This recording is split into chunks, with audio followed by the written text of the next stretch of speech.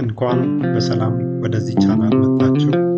ለቻናሉ አዲስ የሆናችሁ ቻናሉን ሰብስክራይብ አድርጉ፣ ቪዲዮዎችንም ላይክ አድርጉ። ቪዲዮቹም ለሌሎች እንዲደርስ ሼር አድርጉላቸው። ቴንክ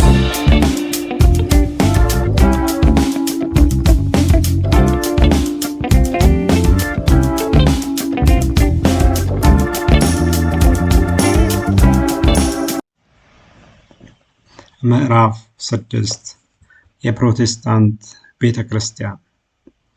ከመቅድም ክፍል ጀምሮ በስፋት ስንመለከት እንደመጣ ነው ፈጣሪ አምላክ የለም የሚለው የኤቲዝም አስተምሮ ስህተት መሆኑንና አማኞች እንደሚሉት ፈጣሪ አምላክ መኖሩን በመቅድም ክፍል እንደተመለከትነውም ፈጣሪ አምላክ የሚገኘው የአብርሃም ሃይማኖቶች በሚባሉት በኩል መሆኑን ከነዚህ ውስጥም ከመጽሐፍ ቅዱሱ በኋላ ሌላ መጽሐፍት በማዘጋጀት አዲስ መንገድ የተከተሉት እንደ እስልምና፣ ባኢ፣ ሞርሞን የመሳሰሉት የተሳሳቱ መሆናቸውንና ትክክለኛው መንገድ የመጽሐፍ ቅዱሱ መንገድ ብቻ መሆኑን ተመልክተናል።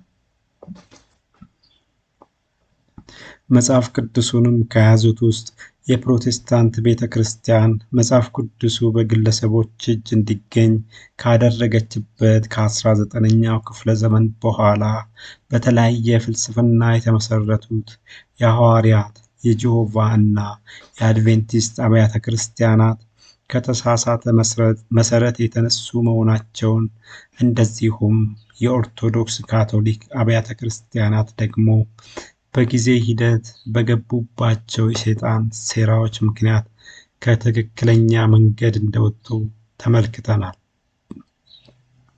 የእነዚህን የኦርቶዶክስ ካቶሊክ አብያተ ክርስቲያናትን ስህተቶችንም ለማረም በተሐድሶ መንፈስ የተነሱት የፕሮቴስታንትና የኦርቶዶክስ ተሐድሶ አብያተ ክርስቲያናት የተከተሉት መንገድ ይህም ክርስቲያናዊ መመሪያ የ66ቱ መጽሐፍ ቅዱስ ብቻ፣ መመለክ ያለበት እግዚአብሔር ብቻ፣ መዳን በኢየሱስ በእምነትና በጸጋ ብቻ የሚለው መንገድ ብቻ ትክክል መሆኑን በተለያየ መንገድ ተመልክተናል።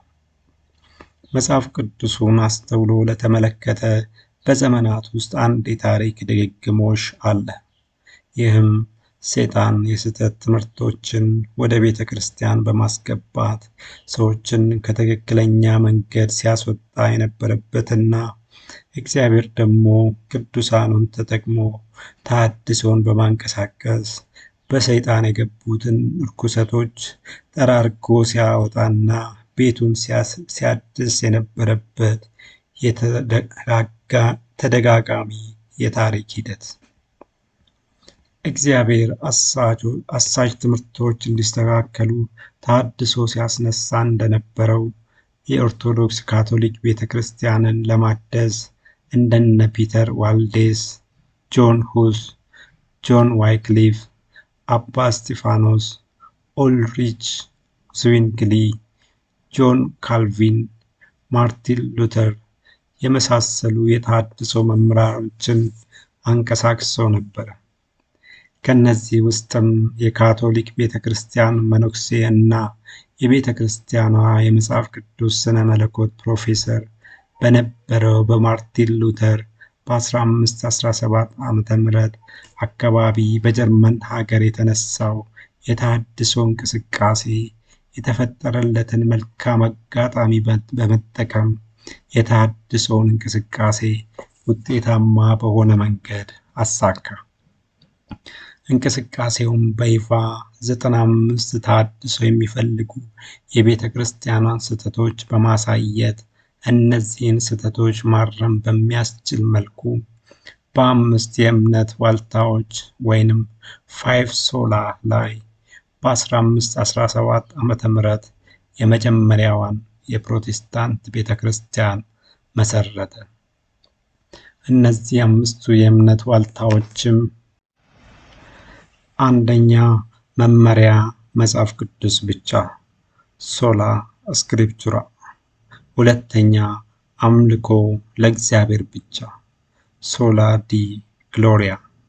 ሶስተኛ ድነት በጸጋ ብቻ ሶላ ግራሺያ። አራተኛ ድነት በእምነት ብቻ ሶላ ፊዴ እና አምስተኛ ድነት በኢየሱስ ብቻ ሶለስ ክርስቶስ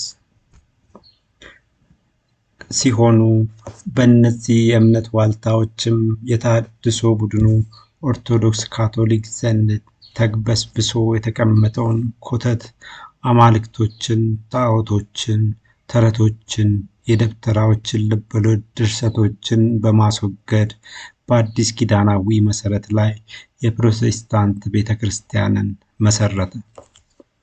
የእነ ሉተር ቡድን ያነሷቸው 95ቱ የተሃድሶ ነጥቦችና 5ቱ የቤተ ክርስቲያኗ የእምነት ዋልታዎችም ግልጽና አሳማኝ መጽሐፍ ቅዱሳዊ የተሃድሶ ሐሳቦች በመሆናቸው ምክንያትም ተሃድሶው በአንዴው ነበር ተቀባይነት ያገኘው። በዚህም የፕሮቴስታንት ቤተ ክርስቲያን ከሌላው ሃይማኖት ተቋም በተለየ ያለምንም ጦርነት ወይንም ጂሃድ የነገስታት ድጋፍ አስተባባሪ ሰውና መዋቅር ነበር በአጭር ጊዜ ውስጥ ከዓለም ጥግ እስከ ጥግ የተዳረሰችው። በዚህም በአሁኑ ጊዜ ቤተ ክርስቲያኗ በምዕመናን ብዛት ከእስልምና ከካቶሊክና ከሂንዱ ሃይማኖቶች ቀጥላ ወደ 1 ቢሊዮን በሚጠጋ ምዕመን በአራተኛ ደረጃ ላይ የምትገኝ ሲሆን አጠቃላይ ምዕመኗም ከሁለቱ ኦርቶዶክሶች ይህም ከኦሪየንታልና ከምስራቅ ኦርቶዶክስ አብያተ ክርስቲያናት አጠቃላይ ድምር በ3 እጥፍ ይበልጣል። ቤተ ክርስቲያኗ አሁን ባለችበት የመስፋፋት ፍጥነት ደግሞ ከሁሉም ሃይማኖቶች ልቃ ነው የምትታየው። በዚህ ክፍልም የፕሮቴስታንት አብያተ ክርስቲያናትን ልዩነት፣ አብያተ ክርስቲያናቱ አካባቢ እየታዩ ያሉ ችግሮችን፣ በቤተ ክርስቲያኗ ላይ እየተነሱ ያሉ ትክክለኛና የተሳሳቱ ትችቶችን እና የቤተ ክርስቲያኗን ድክመቶች በስፋት እንመለከታለን። በእነዚህ ርዕሶች ውስጥም በተሃድሶ የተነሳችው የፕሮቴስታንት ቤተ ክርስቲያን በጊዜ ሂደት እየገቡባት ባሉት ችግሮች ምክንያት ለራሷም ተሃድሶ እያስፈለጋት እንደሆነና የኦርቶዶክስ ተሃድሶ ቤተ ክርስቲያን ደግሞ ከፕሮቴስታንት ቤተ ክርስቲያን ፈተናዎች በመማር ተመሳሳይ ችግሮች እንዳይገጥሟት አስቀድማ እንዴት ክፍተቶችን መዝጋት እንደምትችል ልምዶችን የምትቀስምባቸው ርዕሶች ናቸው። በመጀመሪያም የፕሮቴስታንት አብያተ ክርስቲያናት ልዩነት። የፕሮቴስታንት አብያተ ክርስቲያናት ከላይ በቀረበው ሉተር ባነሳቸው 5ቱ የእምነት ዋልታዎች ላይ አንድ ቢሆንም ከእምነት ጉዳዮች ወረድ ባሉት የአምልኮ ስነ ስርዓቶች፣ የነገረ ድነት አስተምሮ፣ የነገረ ክርስቶስ አስተምሮ፣ የጥምቀት ስነ ስርዓት እና ውስጣዊ አደረጃጀቶች ላይ ግን የተለያዩ ናቸው። ቤተ ክርስቲያኗ በነ ማርቲን ሉተር ኪንግ መሪነት በተነሳ የተሃድሶ እንቅስቃሴ ስትመሰረት የተሃድሶ ነጥቦቹ ግልጽና አሳማኝ ስለነበሩ ተሃድሶው ያለ መስራቾቹ አስተባባሪነት ነበረ በየስፍራው እንደ ሰደድ እሳት ተቀጣጥሎ የተለያዩ አብያተ ክርስቲያናት በየስፍራው ሲተከሉ የነበረው። በዚህም በአውሮፓና በአሜሪካ ሉተራኒዝም፣ አንግሊካኒዝም፣ ካልቪኒዝም፣ አናባፕቲዝም የመሳሰሉ አብያተ ክርስቲያናት እየተመሰረቱ ሄዱ። በሀገራችንም ከነዚህ አብያተ ክርስቲያናት በተነሱ ሚሽነሪዎች በተለያዩ ስም የሚጠሩ መካነ ኢየሱስ፣ መሰረተ ክርስቶስ፣ ቃለ ሕይወት፣ የሕይወት ብርሃን፣ ብርሃን ወንጌል፣ ገነት የመሳሰሉ አብያተ ክርስቲያናት ተመሰረቱ። በአሁኑ ጊዜ ኢትዮጵያ ውስጥ በብዙ ሺዎች የሚቆጠሩ የፕሮቴስታንት አብያተ ክርስቲያናት የሚገኙ ሲሆን እነዚህ አብያተ ክርስቲያናትም በተለያየ አደረጃጀት ስር ተደራጅተዋል።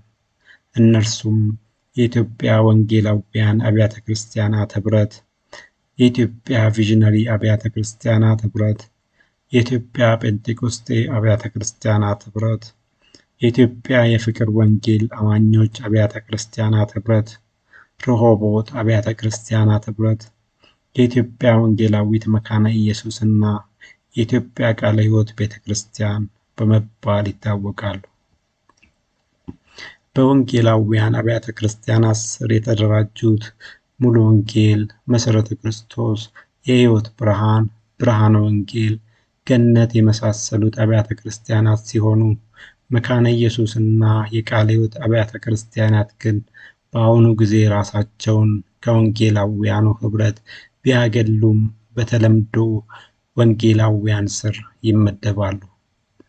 እነዚህ በወንጌላውያን አብያተ ክርስቲያናት ስር የሚመደቡት ቀደምት አብያተ ክርስቲያናት በአባላት ብዛት በሀገሪቱ ውስጥ ያለውን 90% የፕሮቴስታንት ማህበረሰብን የሚወክሉ ሲሆን አስተምሯቸውም ከፔንቴኮስታሊዝም ይልቅ ወደ ኢቫንጀሊዝም ያዘነበለ፣ ከካልቪኒዝም ይልቅ ወደ አርሜኒያን ያዘነበለ እንዲሁም ከዲስፔንሴሽናሊዝም ይልቅ ወደ ኮቬናንት ቴዎሎጂ ያዘነበለ ነው።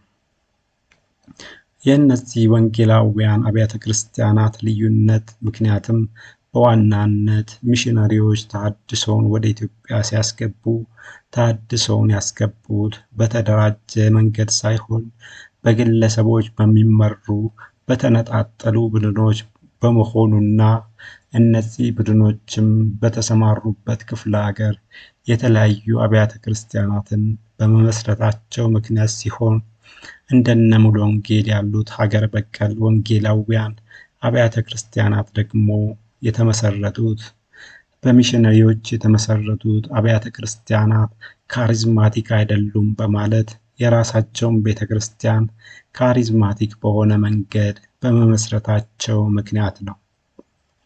በአሁኑ ጊዜም በሚሽነሪዎች የተመሰረቱት አብያተ ክርስቲያናትም በሂደት ከኢቫንጀሊካልነቱ በተጨማሪ የካሪዝማቲኩን መንገድ ቀላቅለው እየተጠቀሙበት ይገኛሉ።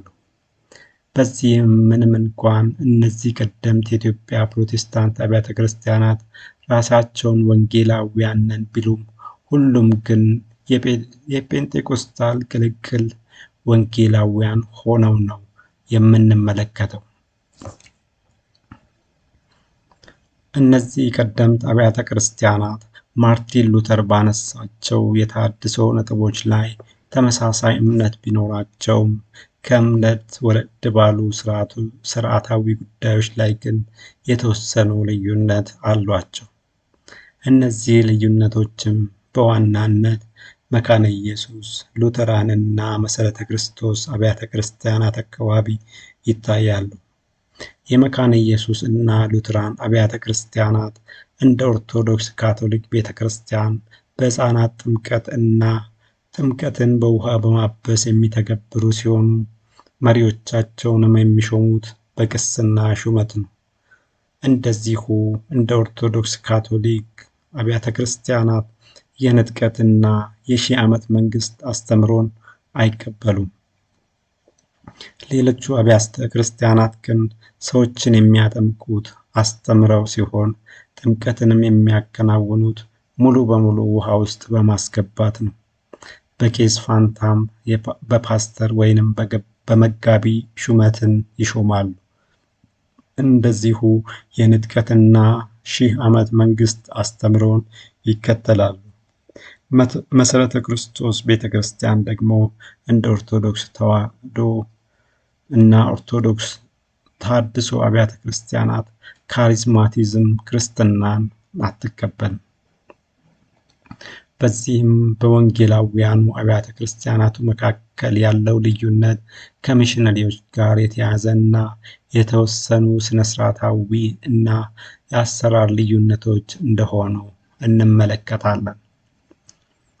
ባለ ራዕይ እና ጴንጤቆስጤ አብያተ ክርስቲያናት የሚባሉት ደግሞ ከደርግ ውድቀት በኋላ በግለሰቦች የተመሰረቱ አዳዲስ አብያተ ክርስቲያናት ሲሆኑ እነዚህ አብያተ ክርስቲያናት እንደ የትኞቹም የፕሮቴስታንት አብያተ ክርስቲያናት ከላይ የተመለከትናቸውን አምስቱን የፕሮቴስታንት ቤተ ክርስቲያን የእምነት ዋልታዎች ይህም ፋይቭ ሶላ የሚቀበሉ ቢሆኑም ከወንጌላውያኑ በተቃራኒ ከኢቫንጀሊዝም ይልቅ ወደ ፔንቴኮስታሊዝም፣ ከአርሜኒያን ይልቅ ወደ ካልቪኒዝም እንደዚሁም ከኮቨናንት ቲዎሎጂ ይልቅ ወደ ዲስፔንሴሽናሊዝም አስተምሮ ያዘነብላሉ። እነዚህ አብያተ ክርስቲያናትም 10% የሚሆነውን የፕሮቴስታንት ማህበረሰብ የሚወክሉ ሲሆኑ ብዛታቸው ግን በብዙ ሺህ ይገመታል። በየጊዜውም ቁጥራቸው እየጨመረ ይገኛል። የመብዛታቸው ምክንያትም ግለሰቦች በተቀበሉት ራዕይ፣ በነበሩት ቤተ ክርስቲያን በደረሰባቸው መገፋት፣ ለኪራይ ሰብሳቢነት ምቹ ሁኔታን ለመፍጠር እና በመሳሰሉት ምክንያቶች ነው። ቀጥሎ በስፋት ቀርቧል።